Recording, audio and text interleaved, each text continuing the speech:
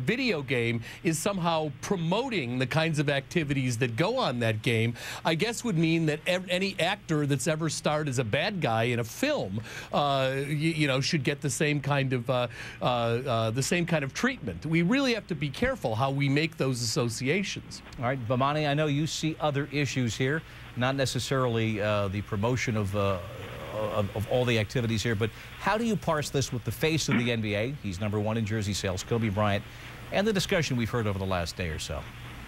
Well, the first thing is that it is very uncommon, at least as far as I can tell, to see someone that's a mainstream star like Kobe Bryant endorse a product that is deemed inappropriate for children. That's the first thing to see. You don't see that very often. But the part that confuses me is that violence is violence is violence, and we seem to have a way of kind of parsing out which kind of violence we think is okay. War is hell, or so goes the saying that people will tell you, but this game and Kobe Bryant's presence in it, that sits funny with me, but it also sits funny with the consistency with the NBA. It was 10 years ago that Allen Iverson put out a rap album that was considered to be a little bit too violent, and that was a big reason that David Stern called him in to have a chat with him about that. I have a hard time seeing what is different about that album in this video game. Well, now the NBA, they're standing by the position that this is Bryant's position, his personal endorsement. In fact, the Lakers took the same position in declining to appear with us today. So, Bomani, what would you suggest the league be doing here? Well, I guess my question still is, and I get it was 10 years ago for a lot of people, but this still sticks with me. Where was that position 10 years ago when Iverson decided to put out this album? What frustrates me is how this ties with the NBA, in that you see these principled stands about something like violence when the populace seems to be afraid of what's going on with the players. But this video game sells a whole lot of copies, so there's no need to make any complaint, or there's no need to shut it down because of how popular it is in the mainstream. But it's hard to avoid the inconsistency in the way the NBA handles these image issues with its players. Let's try to get, with Adam Fussfeld, just a sense of perspective here. We've seen numbers that it's done, what, over $600 million in its first 5 days. Give me some perspective in the gaming industry. Yeah, exactly. I mean, the game has sold a record $650 million worth of sales, in the first 5 years. And, you know, I think in reference to what Bomani Jones said, you know, Allen Iverson, when he came out with that album, it was very much, this is him like keeping it real or whatever. But this commercial is clearly a fantasy. I mean, that's the whole purpose behind the commercials. You have a hotel concierge answering his phone in the middle of the commercial. You have women in the heels running around. I think that's what makes this commercial, you know, not such an issue of violence and anything like that. It's clearly representing a video game, which is fantasy, as we've mentioned. Well, let me ask Sundance. May I jump in, Bob? Go right ahead. Hi, this is Dr. Maeda. I wanted to speak because I thought what Bomani Jones said on the first intent segment, he said very eloquently what I'd like to say, just using kind of different terminology. And there's a term we use in sociology called permissible violence. And that suggests that with kind of shifting political trends and information technology and changing media, there are certain types of violence that become permissible in our society and other types of violence that become impermissible. So the analogy Bomani used when saying that Grand Theft Auto, if Bryant and Jimmy Kimmel and all these other actors were emulating street violence, I mean physical assaults and homicides and motor vehicle theft, that would be impermissible or considered deviant, and would render a lot more kind of resistance from the society and league and maybe even the commissioner. But we're currently engaged in war. I mean, we are kind of in a subsiding war in Iraq, an escalating war in Afghanistan, and so the general kind of American climate is to not only support our troops, but to support the war, or at least not to question the war. And so when you have these video games that make war look cool, it's true they are fantasy, but I think they add to an over culture that kind of perpetuates this understanding that we shouldn't question war and the social problems that are attendant with war. Let me ask Sundance the question. We should point out, too, that... Go ahead. Go ahead. Yeah, we should point out, too, that the U.S. Army has been engaged in creating video games with these first-person shooters playing war games as part of their recruitment since 2002. You can go to America's Army and you can play these games that are actually not only given the blessing of the Army, but they're the ones that created them. So we've got a long tradition of this kind of thing that comes right from the federal government itself. Sundance, let me ask you what you make of the parsing of your industry, that there's permissible and impermissible violence. Well, that's entertainment in general. I mean, the big problem is, unfortunately, children have an easy time separating fantasy from reality, but adults seem to lose that ability as they age. Kobe Bryant is a spokesperson. He did not make this game. Allen Iverson made that album. The only problem I would have with this commercial is if Kobe Bryant didn't actually play the game. But he participates in the community activity of getting on every night on Xbox Live or PlayStation Network and playing against like-minded people who are looking to disengage from their day-to-day. The fact that he makes millions of dollars playing basketball, in essence, what this commercial says makes him no different than the concierge or the woman with the shotgun who breaches the door. The fact of it is that, yes, violence is awful. Violence in real life is much different, however, than violence in video games. And what this commercial does is it says, the tagline is there's a soldier in all of us.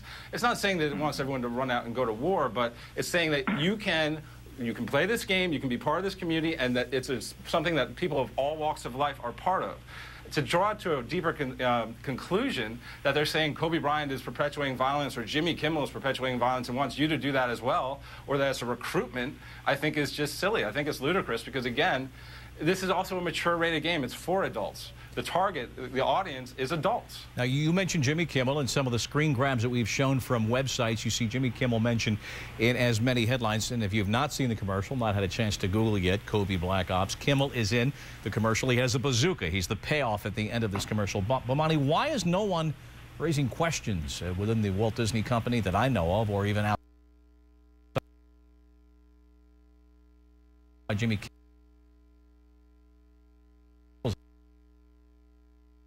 But Kobe Bryant's participation is a question. We play sports a little bit differently, and there are all kinds of things that if you're not an athlete that you could probably endorse and get away with, but athletes are typically seen as endorsing what you would consider to be more wholesome products. That's why this is a big shift. But the idea, though, that Kobe Bryant did not make the game, therefore he's not promoting what is behind the game, is mind-blowing to me. If you are a spokesman for something, then you are speaking for it. So it seems impossible to divorce Kobe Bryant from what is going on with the game. And while you say there may be a soldier in all of us, we've got a real tricky sort of hypocrisy about when we're okay with people making references to war and when they're not. There's a little in Kellen Winslow, too, and he's been a laughingstock for something he said when he was 19 years old as a byproduct of that. I mean, we've got to get this right. And Kobe Bryant, to put it on him personally would be unfair, but he's right in the middle of this. Sundance. But I agree. But again, the difference, you bring up the Allen Iverson issue. 10 years ago, Allen Iverson recorded an album where he used language indicating that he was a thug, carried a gun, was involved with drugs. Kobe Bryant is in a commercial which perpetuates the fact that people of all walks of life can lose the stresses of their day by playing a game together. The fact that the game involves violence is the issue that you have. But the fact that he didn't, again, he's not saying, I do this in real life. Allen Iverson said that in his album. What he's saying is that I get down with these people, I play the same game.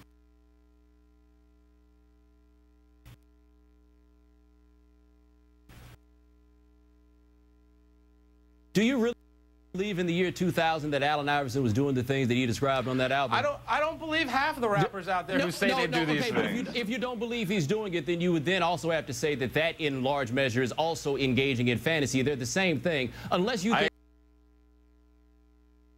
Allen Iverson was giving, unless you were giving him he was giving a diary or dictation of his daily activities, then I don't understand the point.